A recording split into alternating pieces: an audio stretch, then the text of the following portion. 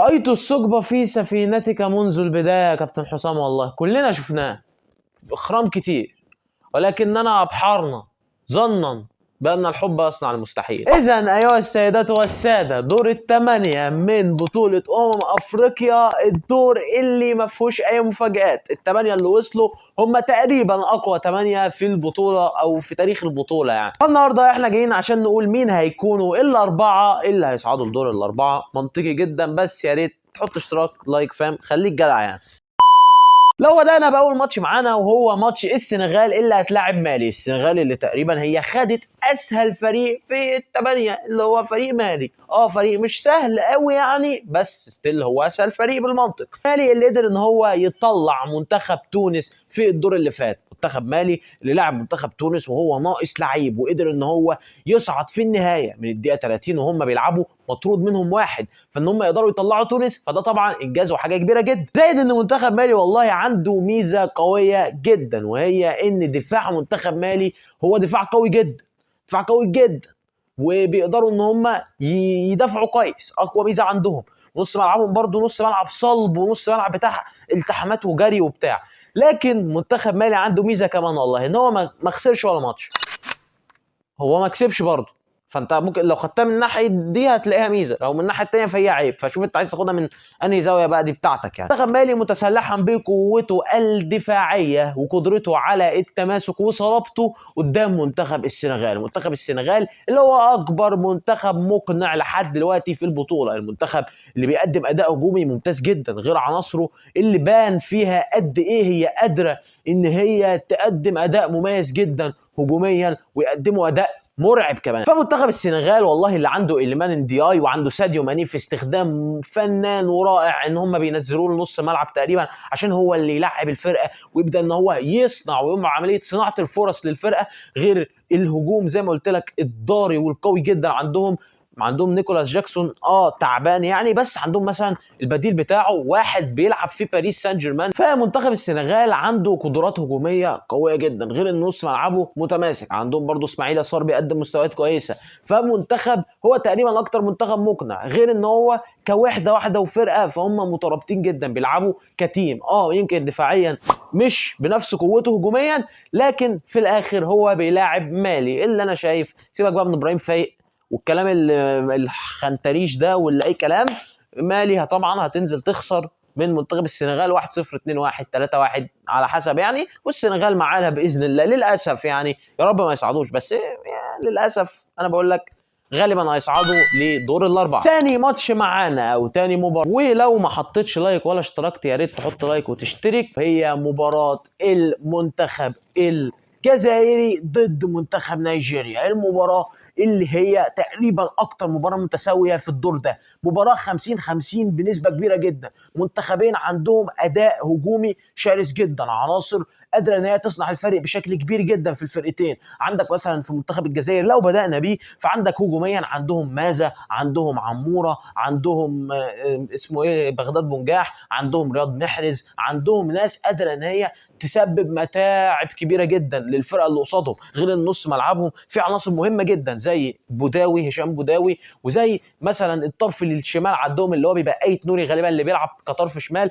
فالناس دي فعلا بتقدم اداء هجومي ممكن. منتخب الجزائر انا بشوف ان من الناحيه الدفاعيه او حارس المرمى كمان لسه ما قابلوش منتخب قوي قادر ان هو يمارس عليهم ضغط ويبدا ان هو يضغطهم ويضطرهم ان هم يرجعوا او ينزلوا تحت الكوره. مع ان منتخب مع ان المنتخب اللي كسبوه الدور اللي فات وهو منتخب الكونغو الديمقراطيه كان مقدم اداء مميز، لكن بالنسبه لي بان قد ايه ان مدرب الجزائر مدرب محنك. لا ثغره واحده في دفاع منتخب الكونغو الديمقراطيه ورا وان بيساكا قدر ان هو يستغلها طول الماتش، كل لعب الجزائر كان من ناحيتها. فالنتيجه كان ان اللعيب اللي هو عادل بولبينا اللي هو لعيب مميز جدا قدر ان هو يكسبوا الماتش ويصعدوا للدور اللي بعده عشان يقابلوا منتخب نيجيريا. منتخب نيجيريا اللي العناصر الفرديه عنده هجوميا فيها تنوع كبير جدا. كفايه ان اقول لك ان عندهم فيكتور اوسيمان وعندهم لوكمان. ولو جينا بقى لنيجيريا زي ما قلت لك فيكتور اوسيمان والمشاكل اللي واضحه واللي الناس كلها بتتكلم عنها، ان اوسيمان والله قال لهم يا جدعان انا مش عايزك، انا ماشي.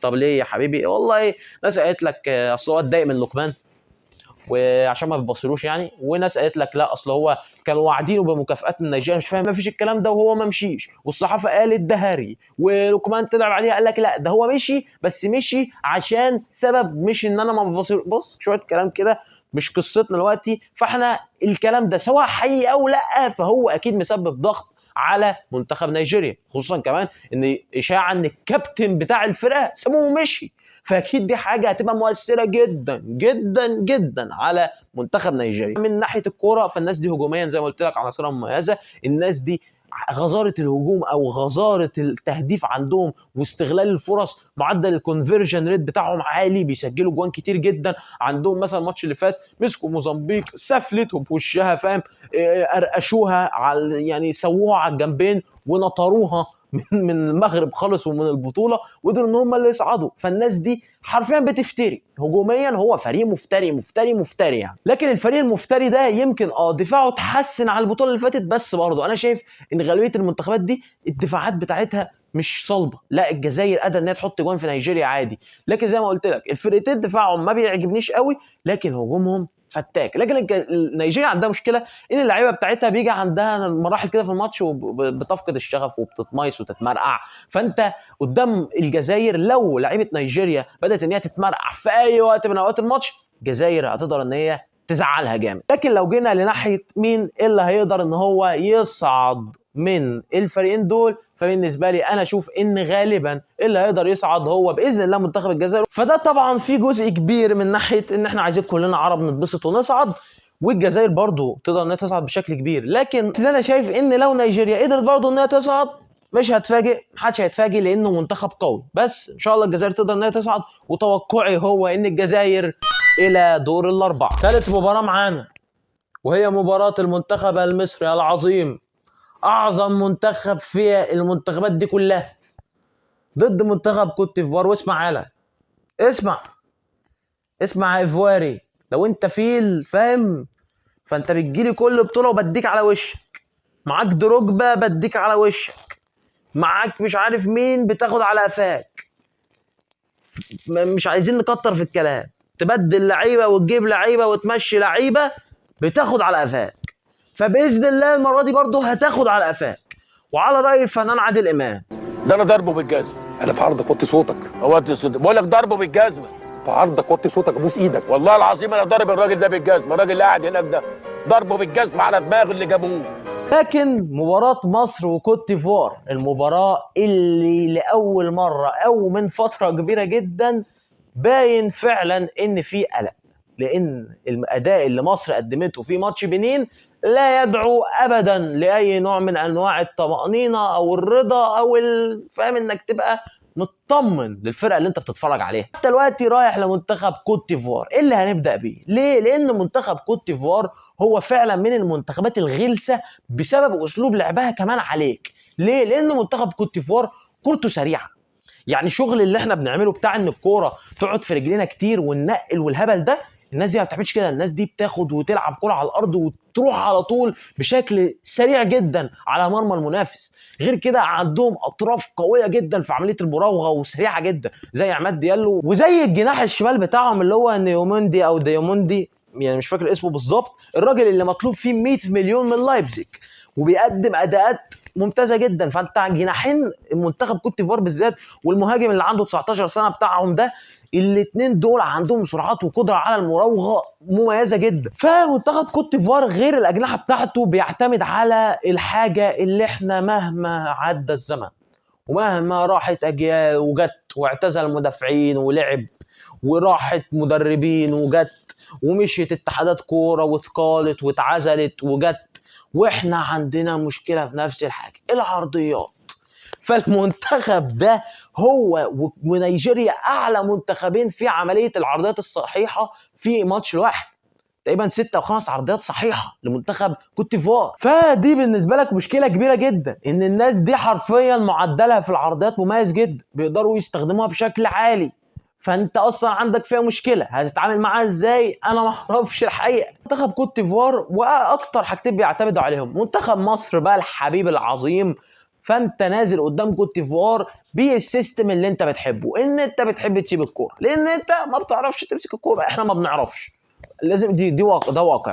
احنا ما بنعرفش ايه، ما بنعرفش نمسك كوره طبعا، فهنمسك كوره ما بنعملش بيها حاجه، فان احنا نلعب تحت الكوره وجرينتا وضرب، وهو ده اللي احنا فالحين فيه من الاخر عشان ايه مش هنضحك على بعض. ده احنا يعني ده اللي احنا بنعمله، الضرب والكلام ده بتاعنا يعني. فالجيم ده جيم احنا بنحبه دفاعيا.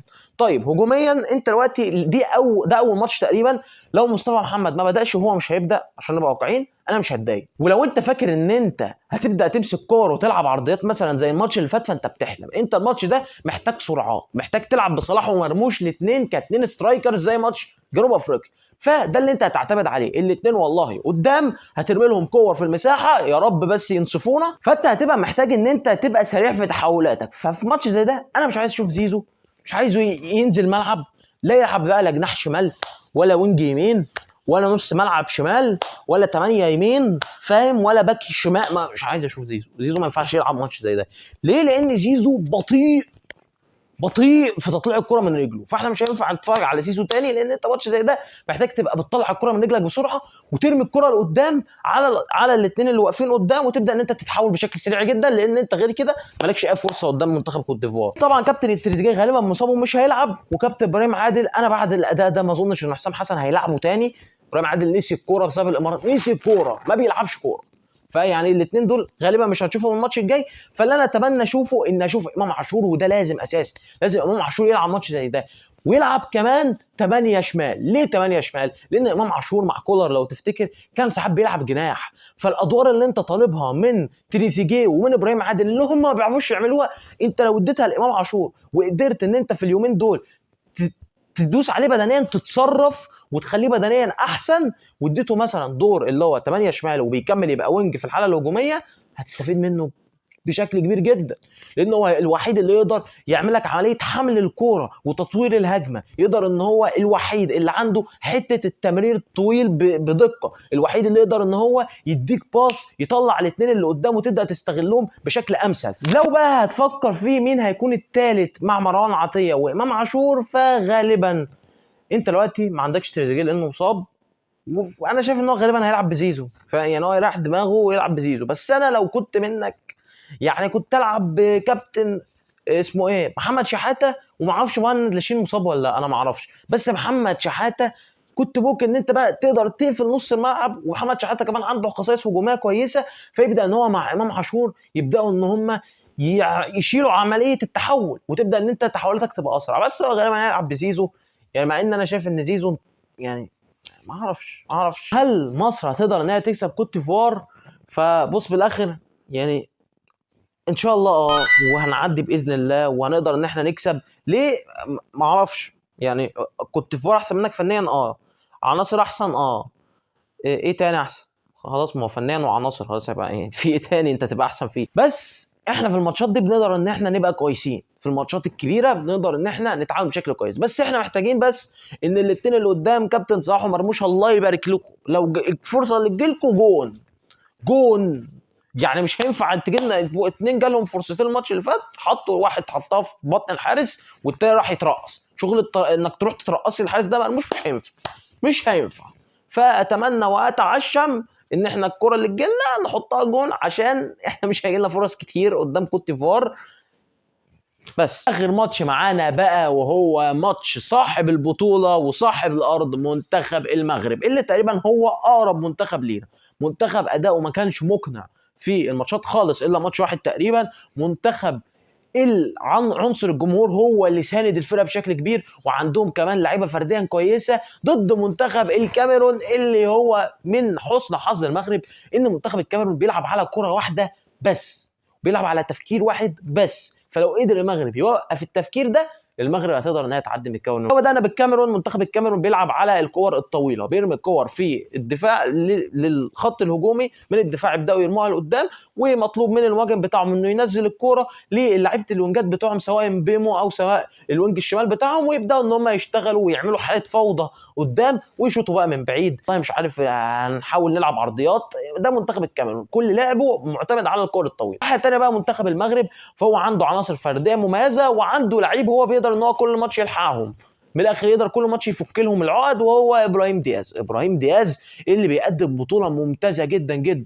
الراجل لحد دلوقتي هو تقريبا هداف البطوله ب4 اجوان. الراجل مقدم اداء مميز، قادر ان هو يشيل المغرب، قادر ان هو في الماتشات الصعبه يبقى هو اللي بيتصدر ويبدا ان هو يحل العقد لمنتخب المغرب ويفك. فمنتخب الكاميرون منتخب يقدر المغرب ان هو يعدي منه، خصوصا كمان زي ما قلت لك الكاميرون عندها مشاكل في الدفاع، ممكن اي حد يجيب فيها جول. منتخب جنوب افريقيا سجل فيها، منتخب كوت ديفوار حط فيها 3 اجوان، فالدفاع بتاعهم مش احسن حاجه، معدل الاعمار بتاعهم صغير، يمكن ده بيخليهم قادرين ان هم بدنيا يكملوا لفترات طويله في المباراه، ويقدروا ان هم يكملوا بدنيا وما بيتعبوش بدري او بسرعه.